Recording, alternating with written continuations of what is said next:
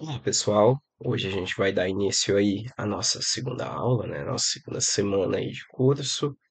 Para essa semana, eu separei aí o princípio fundamental da contagem, na verdade, todas as aplicações dele. Então, a gente vai falar sobre vários métodos de contagem e como que a gente consegue utilizar esses métodos de contagem para resolver alguns problemas elementares. É muito importante vocês prestarem atenção, porque, para mim, o princípio fundamental da contagem acaba substituindo boa parte de todo o trabalho. Inclusive, lá nas recomendações, a gente vai falar um pouco sobre isso. Eu acredito que a gente pode repensar um pouco, por exemplo, como que a gente trabalha esse conteúdo dentro do ensino médio. A gente sabe que os livros didáticos trazem esses conteúdos de uma forma extremamente teórica, trazem esses conteúdos a partir de um monte de fórmulas, e eu acho que isso afugenta muito qual que é o princípio real aí desse conteúdo, que é a gente conseguir falar acerca de técnicas, acerca de raciocínio. Tanto é que é algo que é muito cobrado dentro dos concursos, né, na parte de raciocínio lógico. Então, acho que são coisas que dá para poder a gente utilizar para poder motivar os nossos estudantes. Os nossos conteúdos para hoje, né? A gente vai falar então um pouco aí sobre o PFC, o princípio fundamental da contagem, um pouco sobre permutações, a ideia mais geral, as combinações e, por fim, essas recomendações.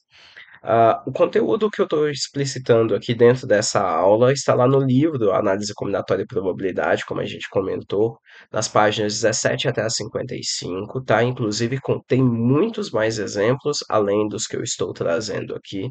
Acho bem interessante quem puder dar uma olhada, porque isso daí vai ajudar bastante na resolução das listas de exercícios e na sua preparação. E também no livro da Matemática do Ensino Médio, volume 2, né, que foi um livro organizado pelo Elon Lages Lima, nas páginas 85 até 107. Ambos os livros constam também lá na nossa página, né, no NEAD lá, então vocês podem acessar lá e verificar como que os autores trabalharam esses conteúdos e como que a gente consegue ter outros exemplos, como que a gente consegue ter alguns exercícios um pouco diferentes, então vai dar bastante coisa legal lá assim que vocês observarem. Então a gente tem que começar sobre o princípio fundamental da contagem, que eu vou chamar só de PFC, né, para poder simplificar. Ele é o método mais básico realmente que nem eu coloquei, e é o método que, para mim, minha opinião, é o mais útil. A gente consegue resolver vários problemas só pensando a partir desse princípio. Vamos começar pensando o que vai ser esse PFC, né? Qualquer problema aí que envolver perguntas que a gente começa do tipo, de quantas maneiras eu preciso fazer determinada coisa, é o tipo de pergunta que vai aparecer a maior parte, inclusive desde o início do ensino fundamental. Então, quando começa lá na primeira parte ali do ensino fundamental, no Fundi 1, quando o estudante é apresentado à multiplicação, ele é apresentado a partir do princípio fundamental da contagem. O professor tende a questionar o estudante perguntas do tipo: se Joãozinho tem três camisas e duas calças, de quantas formas diferentes ele consegue se vestir? Então, tende a começar desse jeito. Há métodos eficientes da gente realizar, né, esses tipos de contagem e apresentamos alguns deles ao longo dessa aula aqui, e ao longo também das nossas próximas duas aulas, a gente vai falar sobre isso. Mas a maior parte desses exercícios vão resolver a partir do princípio fundamental da contagem ou eles são também resultados aí de alterações que a gente pode fazer ou raciocínios mesmo utilizados a partir do princípio fundamental da contagem, né? Embaixo aí, inclusive, eu coloquei o mesmo exemplo que eu citei aqui, né? Então, se você tiver, por exemplo, três camisas e duas calças, a gente consegue verificar que eu consigo me vestir de forma diferente, escolhendo uma calça e uma camisa a partir de seis formas, que é o produto desses valores. Isso vai ajudar a gente a definir a ideia do, do princípio fundamental da contagem. O princípio fundamental da contagem também é chamado de princípio multiplicativo, são sinônimos. Ele vai nos dizer o quê? Que se eu quero executar uma sequência de N ações, então alguma coisa que eu consigo quebrar em N formas diferentes, onde a primeira ação eu consigo fazer de M mais uma formas, a segunda ação de M mais duas formas e assim sucessivamente. Para eu conseguir contar o número total de ações, o que eu preciso fazer é só o produto dessas formas. Isso é, eu vou falar então que o produtório, né, dos meus MIs aí, onde MI é o número de formas que eu consigo de fazer a minha enésima ação, então eu tenho que o produtório de MI aí vai dar o resultado da minha contagem. Esse é o meu princípio fundamental da contagem. Vamos começar então aí com algum exemplo para a gente poder trabalhar. Então, o primeiro exemplo simples aí, quantas são as formas que eu consigo utilizar para poder pintar essa bandeira? Sabendo que eu vou utilizar aí, a gente tem três regiões, né? A região do círculo, a região aí desse retângulo menor, que está dentro de um retângulo maior. A gente tem três regiões distintas e eu tenho aí quatro cores disponíveis. De quantas formas eu vou conseguir, e lembrando que eu quero utilizar três dessas cores. Então eu preciso verificar de quantas formas eu consigo pintar cada uma dessas regiões.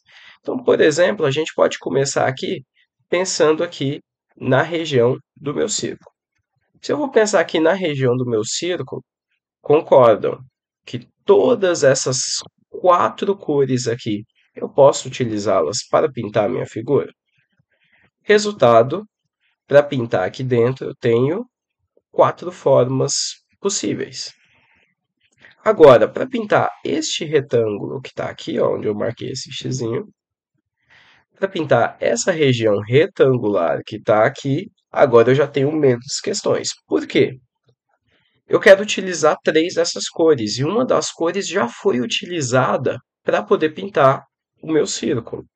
Resultado, supondo, por exemplo, que eu utilizei aqui o meu amarelo. Agora eu não tenho mais quatro cores. Agora, para pintar aqui, eu vou ter apenas três cores. Aqui eu tenho três cores. Vamos supor, por exemplo, que eu pintei usando esse laranja. Agora, para a última região, acredito que vocês já conseguem ver que eu tenho exatamente duas cores para poder pintar. O que o princípio fundamental da contagem fala? Agora que eu descobri de quantas formas eu consigo pintar cada uma dessas regiões, a minha resposta eu obtenho a partir da multiplicação desses valores. Eu vou multiplicar o 4 vezes o 3 vezes o 2, a minha resposta é 24 para esse problema. Note que isso pode ser replicado para qualquer problema que a gente vai ter aí escolhas sucessivas. Então, eu escolhi alguma coisa que ocupou, e aí depois a próxima pessoa vai ter uma escolha a menos, e assim sucessivamente. Isso dentro dos livros didáticos costuma ser os livros trazem isso a partir da ideia de arranjo. Eu acho uma ideia muito longa para um raciocínio muito simples e uma fórmula a mais para o estudante decorar. Então, não sei, acho que talvez é mais interessante o estudante pensar sobre a resolução desse problema, ao invés de ficar decorando um milhão de fórmulas que depois ele vai voltar e perguntar para vocês: e aí, professora, mas para que serve esse negócio mesmo? Então, lembrar, vamos dar sempre prioridade à compreensão do conteúdo antes, necessariamente, de todo aquele formulário, de toda aquela questão mais ampla e teórica que o estudante pode vir a utilizar. Vamos dar continuidade. Aqui eu tenho um problema que parece que é semelhante ao anterior. Olha, quantas são as formas de eu pintar aqui essa bandeira? Também eu tenho quatro cores disponíveis. Só que agora eu quero que as regiões adjacentes não tenham a mesma cor. Olha que o nosso problema vai mudar bastante. Então, por exemplo, na primeira faixa, que é essa faixa aqui que eu estou colocando uma, na primeira faixa aqui, eu posso falar então que eu tenho quatro cores disponíveis, correto? Eu posso utilizar qualquer uma dessas minhas quatro cores disponíveis. Então, na primeira faixa, eu tenho quatro maneiras para poder pintá-la. Na faixa de baixo, note que a faixa de cima é adjacente a ela, está junta dela. Então, eu não posso utilizar a mesma cor da de cima. Então, eu não tenho mais quatro cores, agora eu tenho três cores disponíveis. Agora, na de baixo, olha que interessante. É muito comum, quando a gente apresenta isso daqui pela primeira vez aos nossos estudantes, que ele vá falar que existam duas formas de conseguir resolver esse problema. Só que Na verdade, a única restrição é acerca de regiões que são adjacentes, que estão juntas. E a primeira faixa não está junto dessa terceira faixa aqui. Primeira, segunda e a terceira faixa. Eu sei que isso não está junto aqui da minha. A minha terceira faixa não está junto da primeira. Resultado, ela pode ter, inclusive, a mesma cor da primeira faixa. Isso fala, então, que o número de escolhas que eu tenho aqui também é 3, porque a única diferença é com a faixa de cima. Isso faz com que a última também tenha 3. E a nossa resposta, então, pelo princípio fundamental da contagem, né, pelo princípio multiplicativo, é só multiplicar o 4 vezes 3 vezes 3 vezes 3, e eu vou obter um total de 24 formas de resolver. Não, esse número aqui está errado. Vamos fazer esse cálculo aqui de novo. Acabei de verificar que isso daqui não é 24 nunca. Então eu vou ter o quê? 4 vezes 3 vezes 3 vezes 3. Eu vou ter então aqui, olha, 12 vezes 9. Eu vou ter então 90 com mais 18. Eu vou ter 108 formas. Ok? Então temos um total aí de 108 formas diferentes de conseguir pintar essa região. E aí, pessoal, espero que estejam compreendendo aí esses nossos primeiros exemplos. Temos mais dois aqui para a gente poder trabalhar. Esse daqui é um que vai utilizar, além do princípio multiplicativo, também a ideia de princípio aditivo, que significa o quê? Que quando eu consigo quebrar em casos, eu vou pegar cada um desses casos, o resultado, e somar todos eles, tá? Essa quebra de casos aqui equivale a gente fazer uma partição do nosso problema. Se a gente relembrar lá da nossa primeira aula, no final eu falei que a gente consegue determinar uma partição quando eu consigo quebrar um determinado conjunto em vários conjuntos menores. E esses conjuntos menores aqui para a gente em contagem vai indicar cada um desses casos, cada uma dessas possibilidades. O problema traz o seguinte, olha, o código Morse, ele usa basicamente duas letras, o ponto e o traço. E as palavras vão ter de uma até 4 letras. Quantas são então as palavras do código Morse? Então a partição aqui vai entrar porque as minhas palavras têm de uma até 4. Então eu vou precisar quebrar, no caso, de uma letra, 2 letras, 3 letras e 4 letras. Assim,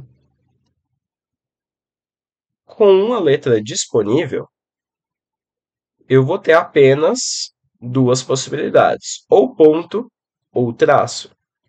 Para 2 letras, no primeiro espaço eu posso colocar ou ponto ou traço, e no segundo espaço também ou ponto ou traço. O princípio multiplicativo nos fala que aqui eu tenho um total de 4 resultados. Pelo de baixo, a gente vai ter algo análogo. Eu vou ter 2, 2, 2, porque são 3 letras. Usando o PFC aqui, eu tenho 8 resultados. E, por fim, com 4 espaços, mais uma vez eu uso o PFC, raciocínio análogo, eu vou ter 16 possibilidades, e como isso é uma partição, a minha resposta vai ser a soma de todas essas respostas. Eu vou somar o 2 com o 4, com o 8, com o 16, e isso vai fazer que eu vou obter aqui a minha resposta final de 30 palavras diferentes que eu consigo fazer usando o código Matos. A partir desses exemplos que a gente apresentou, a gente consegue colocar aí algumas estratégias que são importantes. Isso daqui é o que a gente precisa colocar a princípio antes de fazer, e essa é a parte legal, aquilo que eu acho que é fundamental vocês deixem claro sempre que vocês estiverem utilizando ou ensinando este tópico. Primeiro, a ideia de postura. A gente precisa sempre pensar que esse problema está ocorrendo com você e que você está resolvendo isso. Quando você fizer isso, vai notar que vai dar uma diferença bem grande da forma de raciocinar a resolução desses problemas. Próximo passo é a gente dividir, como o último exemplo que a gente fez, a partir de partições. Então, sempre que for possível, a gente vai dividir as nossas decisões em coisas mais simples. Na verdade, Deus o primeiro lá, se a gente pensar na hora de escolher lá as bandeiras, a gente fez também essa quebra aí de regiões. Porque quando a gente consegue dividir essas nossas escolhas, a contagem vai ficar muito mais simples, essa contagem inicial, e depois o princípio fundamental da contagem vai tender a resolver boa parte desses problemas. Última e principal dica dessas daqui: nunca adie dificuldades. Se você tem alguma restrição grande, alguma coisa que vai ser importante para resolver o problema, vai ser a primeira que você vai contar. Porque depois que você contar ela, fica mais fácil de você contar o resto. Quanto mais você adia essa dificuldade, que é uma restrição muito grande, vai fazer com que você vai ter que quebrar o seu problema em mais casos. Isso vai tornar cada vez mais difícil a execução do seu conteúdo, tá bom? Então, pensem sempre nessas três coisas: postura, né, se coloque no local, divisão, divida sempre que possível e da melhor forma possível essas atividades, e por fim, nunca adie dificuldades, trabalha primeiro com aquilo que é mais complexo, porque depois aquilo que seriam os casos mais simples vai evitar que você faça uma partição muito grande do seu problema em vários subcasos. Um conceito que acaba vindo derivado desse trabalho do princípio fundamental da contagem é a ideia de permutações, que é basicamente o que eu escrevi aí, a gente trocar tudo de lugar. E é algo muito comum também, se a gente pensar, por exemplo, numa sala onde todas as cadeiras estão ocupadas e um mapeamento que foi realizado, se eu quiser verificar a quantidade total de mapeamentos possíveis, eu estou pensando na permutação desses valores, no caso aí das pessoas. Então, fazendo a permutação delas equivale a trocar todo mundo de lugar, tá? Esse problema aqui, por mais que a gente trabalhe com com números, com cadeiras, com palavras. Isso daqui é algo muito mais forte e é interessante porque a gente trabalha muito com essas características, porque qualquer problema que seja de permutação, você consegue substituir por um problema que tem essa característica. Então vamos descrever a ideia de permutação. A ideia de permutação vem sempre desse primeiro problema, que é de quantos modos distintos a gente consegue ordenar um número n de objetos. Note que, toda vez que eu escolher uma determinada posição para um dos objetos, o próximo objeto vai ter uma escolha a menos. Resumindo isso num problema um pouquinho mais simples. Pensem, 5 estudantes que vão sentar em 5 cadeiras. O primeiro estudante, ele vai ter 5 cadeiras disponíveis. O segundo estudante já não vai ter 5 cadeiras disponíveis, porque o primeiro estudante já escolheu uma das cadeiras. Então ele vai ter 4 cadeiras disponíveis. O próximo, ele vai ter 3 cadeiras disponíveis. Por quê? 2 já foram ocupadas. E aí, assim sucessivamente, até que o último não vai ter escolha e vai sentar onde sobrar, ele vai ter uma única escolha. Resultado, dado qualquer quantidade que eu tiver, daí a gente utilizar o valor de n, então, dado um n números aí de cadeiras, a forma que a gente tem para poder sentar nessas cadeiras sempre é descrita a partir do PFC com essa característica. O primeiro tem n possibilidades, o segundo vai ter n menos uma, depois n menos duas, n menos três, n menos quatro, até que em algum momento vai ficar 3, 2, 1. Isso é, a gente sempre vai ter o produtório dos nossos valores aí, partindo do maior número e decrescendo eles de um em um até chegar no valor de um. Cada uma dessas ordenações a gente chama de uma permutação simples e a gente vai representar isso por essa ideia aqui, que é a ideia de fatorial. Importante, para fins de nossos cálculos, a gente define que o valor do zero fatorial é 1, tá? Não é algo que a gente mostra, que a gente consegue calcular, é algo que a gente define como sendo esse valor, porque isso permite uma continuidade lá dessa função dentro da restrição do conjunto dos naturais, tá? Então, zero fatorial vai valer um fatorial é um, 2 fatorial é 2 vezes um, que é 2, 3 fatorial é 3 vezes 2 vezes um, que é 6, e assim sucessivamente. E aqui a gente vê os problemas mais simples que a gente tem também de permutações, que é o conceito de anagramas, que é a gente fazer a permutação das nossas letras, isso é, trocar a ordem das nossas letras, sem importar inclusive se a palavra que vai originar tem algum significado, tá? E aí a primeira pergunta é: quantos são os anagramas que eu consigo escrever com a palavra pratico? Observe que a palavra pratico tem 7 letras diferentes. Então, se eu tenho 7 letras, eu vou ter uma permutação de 7 itens. Como que eu vou calcular essa permutação, então, de 7 itens? 7 vezes 6 vezes 5 vezes 4 vezes 3 vezes 2 vezes 1. Na hora que eu multiplico tudo isso, eu vou ter a minha resposta, um total de 5.040 anagramas. Então, se for só perguntar o número de anagramas, todas as letras são diferentes, é bem simples. É só eu calcular o fatorial do número de letras que está aparecendo. Agora, olha o exemplo de baixo. Quantos são os anagramas da palavra pratico que começam e terminam com consoantes? Agora o nosso problema mudou porque eu tenho uma restrição. E o que a gente falou agora há pouco é que se eu tenho essa restrição, eu vou trabalhar com essa restrição primeiro, porque ela vai me dar problema se eu deixar ela para frente. Então, o que que eu vou fazer aqui? Vamos observar que eu teria 3, 4, 5, 6, 7 espaços aqui para eu conseguir preencher. Desses 7 espaços, eu quero que comece e que termine com consoante. Então, a primeira coisa que eu vou colocar vão ser essas consoantes.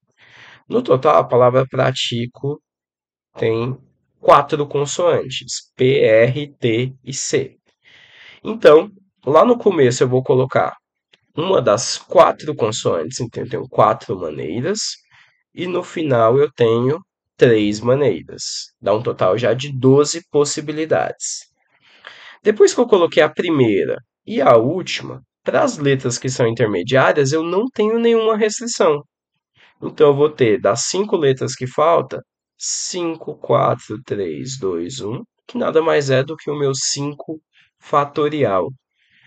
Resultado, a minha resposta vem a ser o produto de tudo isso, né? Usando o princípio fundamental da contagem, eu vou ter um total de 1.440 anagramas que começam com consoante e terminam também com consoante. Note que o número já reduziu bastante do primeiro item, que tinha dado mais de 5.000 respostas. Vamos para o próximo exemplo. De quantos modos diferentes a gente consegue arrumar em fila 5 livros diferentes que são de matemática, 3 livros diferentes que são de estatística e 2 livros diferentes que são de física? Então, todos os livros aqui são diferentes. Mas eu quero que permaneça o quê? Que os meus livros de uma mesma matéria precisam ficar juntos. Notem que a primeira coisa que seria a escolha aqui é a gente saber qual que vai ser a ordem que a gente vai colocar, porque eu tenho livros de matemática, de estatística e de física. Essa ordem, como são 3 coisas, vem a ser a permutação dessas 3 coisas. Daí a gente vai começar com esse primeiro 3 fatorial. Depois, aqui já não vai importar a ordem que eu colocar. Por quê? Nesse primeiro item aqui, nesse início aqui do nosso produto, eu já coloquei aí o total que eu tenho aí de trocas possíveis. Então agora eu posso colocar na ordem que eu quiser, porque as mudanças de ordem já foram contempladas. Lembrem, comecem sempre com as primeiras restrições, o maior dos seus problemas. E aí, agora eu só vou permutar para cada um dos livros, né? Então, os 5 livros aqui que são de matemática, os 3 livros de estatística e os 2 livros de física. Com isso, calculando esses fatoriais, eu tenho 6 vezes 120, que é 5 fatorial, vezes 6, que é o 3 fatorial, vezes 2, eu tenho um total de 8.640. Notem, então, faça sempre a quebra de possibilidades e prestem atenção nisso que a gente costuma esquecer bastante, de começar com o número de possibilidades de organização desse meu problema. Por isso que a gente começou aqui multiplicando com 3 fatorial, tá bom? Algumas dessas permutações costumam aparecer repetições, e isso precisa ser retirado. Como aqui a gente está multiplicando, eu vou utilizar a ideia inversa da multiplicação, que vem a ser a divisão. De um modo geral, quando eu tenho um número de permutações de n objetos aí, do quais, ó, o primeiro objeto repete alfa vezes, o segundo beta vezes, o terceiro repete gama vezes, e assim por diante, a gente simplesmente vai fazer a permutação normal, e aí para retirar essas igualdades, eu vou dividir pelo fatorial de cada uma das repetições. Um exemplo para tentar deixar isso bem claro é quantos são os anagramas da palavra matemática. A princípio, você vai contar aqui, vai verificar que existem 10 letras, aí você vai pensar, pô, é 10 fatorial e está pronta a questão. Mas eu preciso lembrar que a letra M repete, a letra A repete, a letra T repete, e só, né? M, A e T são as únicas letras que repetem, porque as demais vão aparecer uma única vez. Significa que, além de colocar aqui o meu 10 fatorial, eu vou precisar inserir também a divisão por cada uma das repetições. Então, eu divido aqui pelos 2 fatorial, que é o valor do m, que está aparecendo duas vezes, pelo 3 fatorial, que são os 3 a's que estão aparecendo. Então, aqui refere ao m, aqui refere ao a, e de novo por 2 fatorial, que refere aos t's que estão repetindo. Quando a gente efetua esse cálculo, a gente obtém a resposta de 151.200. É muito anagrama, mas é bem menos do que o valor de 10 fatorial. Então, muito cuidado, se tiver repetição é bem simples. A única coisa que eu preciso lembrar de fazer é dividir por cada uma dessas repetições. Um outro tipo de problema que pode vir a ocorrer é o caso de permutações circulares. A gente vai começar pensando sobre esse primeiro problema aí, ó. De quantos modos a gente consegue formar uma roda que tenha 5 crianças? A gente vai chutar quase sempre aí e vai falar, pô, é 5 fatorial. Só que tem um probleminha.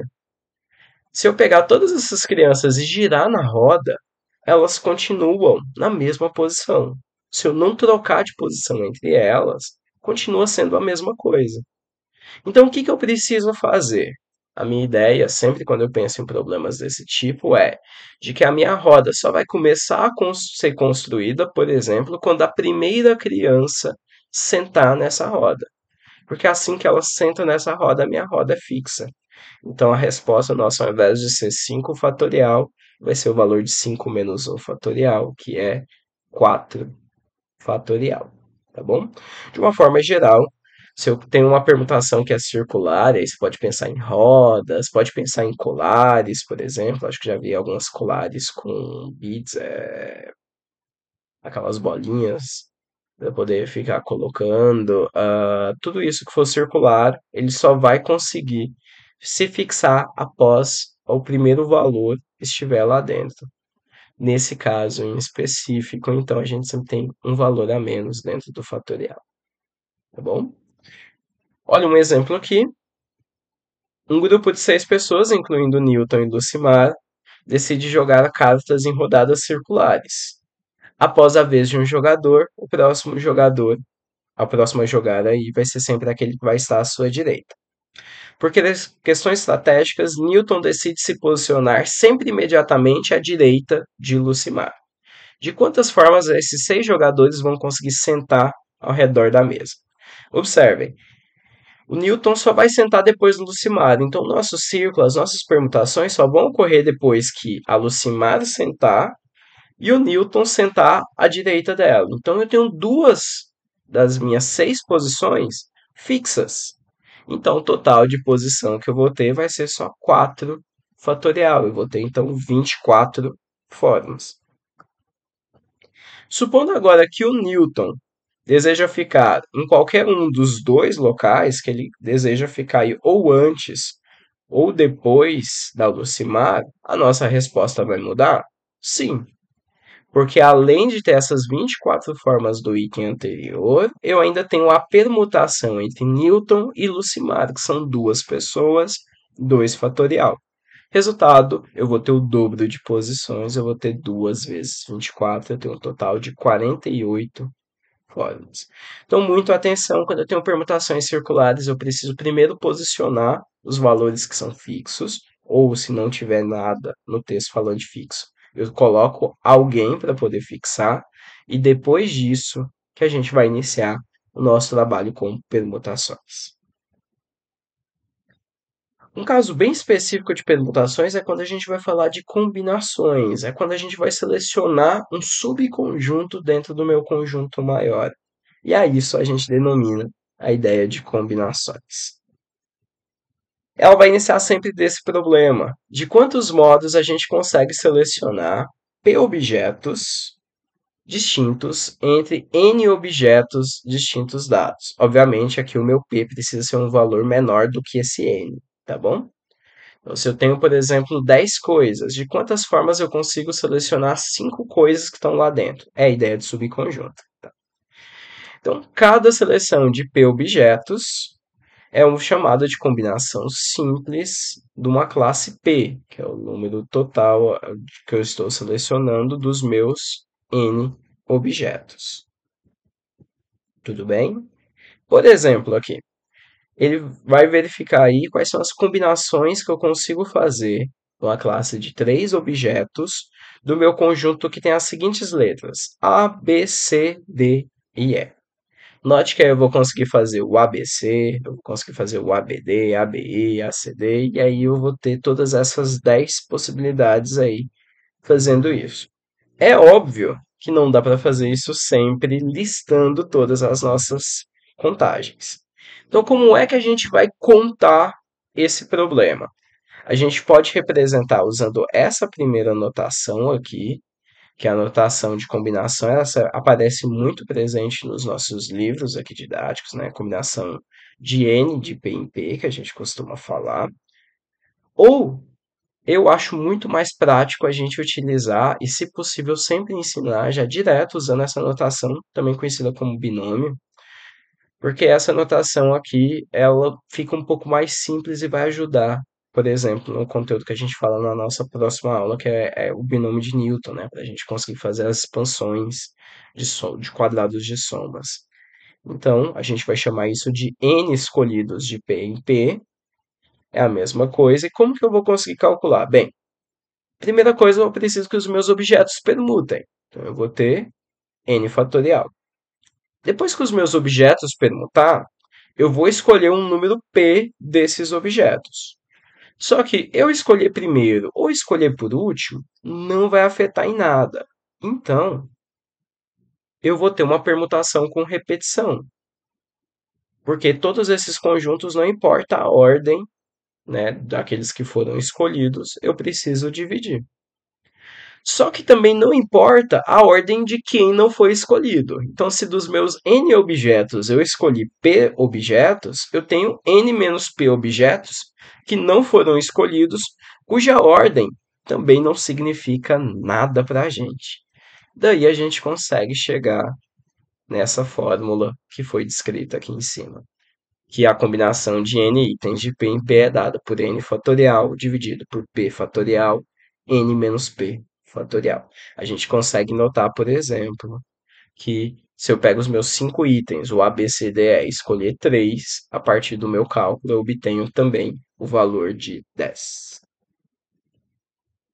Beleza, pessoal? Espero que estejam compreendendo. Qualquer coisa, lembrar que às quintas a gente tem aquele momento para poder tirar dúvida, né? Então, espero vocês aí para poder tirar as dúvidas que surgirem aí ao longo aí dos estudos. Vamos para os problemas, então?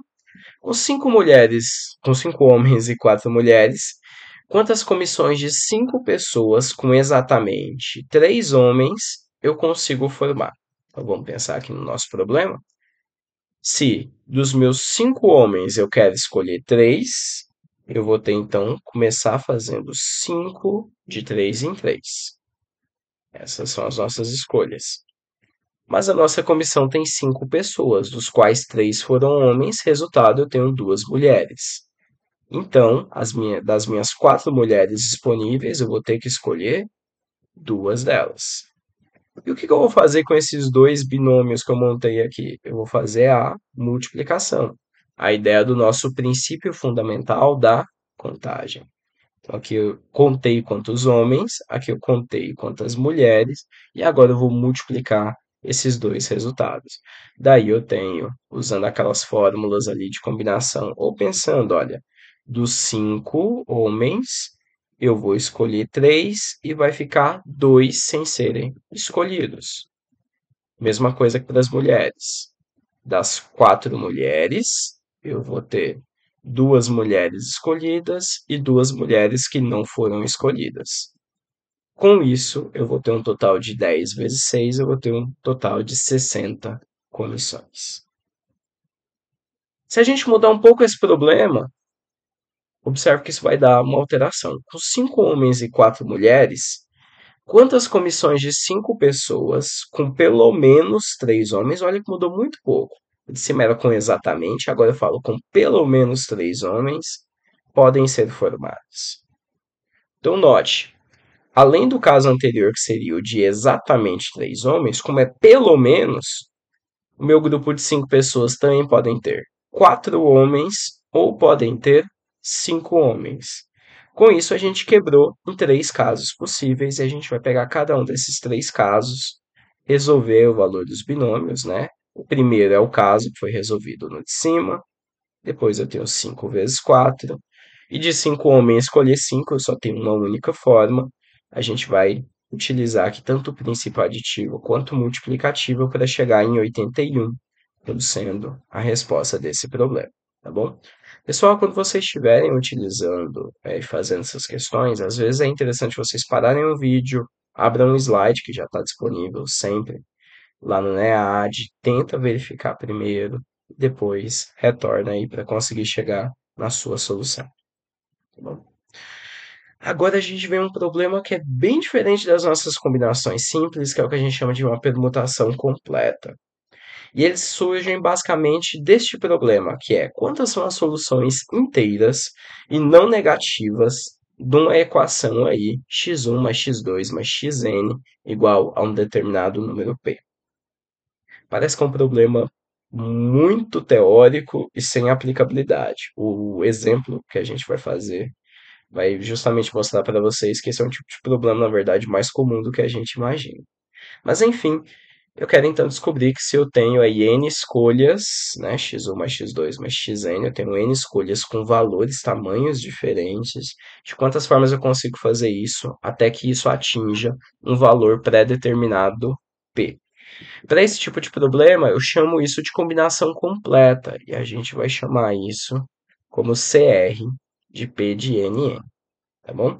Para que a gente consiga efetuar essa combinação completa, é interessante a gente pensar de onde que isso daqui surge.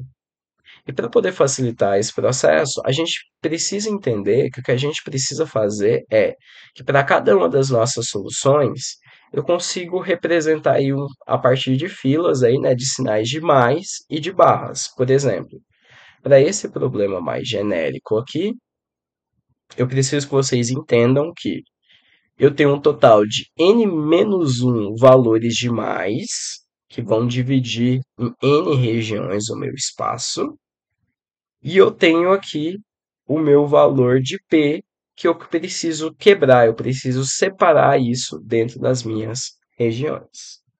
Para poder tornar um pouco mais claro, vamos pensar aqui primeiro nessa equação mais simples. Eu quero soluções não negativas para x mais y mais z igual a 5. Quantas soluções aqui a gente consegue ver? Olha, algumas primeiras, por exemplo, eu consigo pensar em 2 mais 2 mais 1. Ó. Eu posso colocar dois itens aqui, 2 aqui, mais um aqui, eu vou ter um total de 5 itens. Como que a gente vai representar isso usando essa notação? Então, eu vou colocar dois itens, vou separar dois itens de novo, vou separar um item aqui que eu estou representando por mais. Pronto. Por que que isso daqui vai me ajudar? Observe a segunda solução aqui do 5, está escrito aqui embaixo, mas seria a gente colocar 5 sinais de mais, né, que são os meus 5 itens, no segundo espaço nada e no último espaço nada também. Note que o total de coisas que eu tenho aqui vai ser exatamente, olha, 1, 2, 3, 4, 5, 6, 7. No item de baixo, eu também tenho exatamente 7 itens. E o que, que vem a ser esses 7 itens? Notem, eu tinha 3 variáveis e eu tinha um total de 5 para chegar. Se eu pego 5 e somo com 3 dá 8. Significa que passou em um. Então eu vou subtrair um e vou obter 7. Então, como é que a gente começa esse problema? Então, aqui, pensando no aspecto mais geral, eu tinha N coisas. E aqui eu tenho P para dar resultado. Então, eu vou fazer isso como sendo N mais P menos 1. Isso é o total de símbolos que eu vou ter aqui no nosso problema. Tá bom? Mas vamos observar que existem algumas repetições nesses símbolos. Por quê? Eu observo que eu tenho os meus sinais de mais que vão repetir aqui e vou ter também as minhas barras que vão repetir. São cada uma das igualdades. Então, espero que vocês tenham conseguido observar que cada um dos sinais dos mais equivale ao valor da minha incógnita e cada uma das barras aí é justamente os sinais de mais que estão aparecendo aí, porque isso está separando aí as minhas incógnitas. Isso faz com que para uma equação geral, que eu já tinha escrito, eu vou usar sempre n-1 barras e p sinais, e a gente consegue então pensar que o número que eu vou conseguir fazer de separações é da forma n mais p menos 1 combinados de p em p. Essa é a fórmula então que a gente pode utilizar para poder fazer a nossa combinação completa. Beleza? Porque os nossos p lugares vão sempre repetir. Vamos pensar aqui num problema, então? Olha, de quantos modos podemos comprar 3 sorvetes em uma sorveteria que os oferecem em 6 sabores distintos? Esse daqui é o tipo de questão que a gente vai chutar errado sempre quando a gente vai pensar no problema. Porque a gente vai pensar, bem, eu tenho 6 sabores distintos e vou escolher 3 deles. Eu vou fazer a combinação de 6 de 3 em 3. Só que isso está errado. Por quê? O primeiro sabor de sorvete, eu posso colocar as 3 bolas dele. Eu posso colocar só 2 bolas do primeiro sabor de sorvete e uma bola do quinto. Eu posso pegar 3 sabores que são diferentes. Eu posso pegar uma bola do primeiro, uma bola do segundo, uma bola do terceiro. Então, a combinação que eu tenho aqui não é uma combinação simples, é uma combinação completa. E isso daqui vai equivaler a gente resolver, então, a seguinte equação. Dos meus 6 sabores disponíveis, eu vou escolher 3 sabores. Como que a gente vai fazer esse cálculo? Eu vou fazer 6 mais 3 menos 1, porque a gente tem que lembrar que tem que retirar aquele 1, e vou escolher isso de 3 formas. Isso daqui vai dar a combinação de 8 de 3 em 3. Eu não fiz aqui o cálculo, deixa eu deixar aqui anotado para vocês. Isso então é 8 fatorial dividido por quem? Os 3 sabores aqui de escolha e as 5 que não vão ser escolhidos dentro desse processo. Para a gente conseguir resolver isso, às vezes é útil, como o 8 fatorial é um número muito grande, a gente abrir esse fatorial até chegar num processo que essa repetição tem aqui embaixo, porque daqui para frente eu tenho 5, 4, 3, 2, 1. Então aqui embaixo eu tenho 3 fatorial, que é 3 vezes 2 vezes 1, e o 5 fatorial. Isso permite a gente simplificar valores, olha. Eu consigo cortar aqui, que é 5, 4, 3, 2, 1, e corto aqui também 5, 4, 3, 2, 1. Notem também que o que sobrou aqui embaixo é o valor de 6, que é o que tem ali em cima. Simplifico, simplifico, e tenho 8 vezes 7. Eu chego aí nos meus 56 modos diferentes de serem obtidos. Tá bom?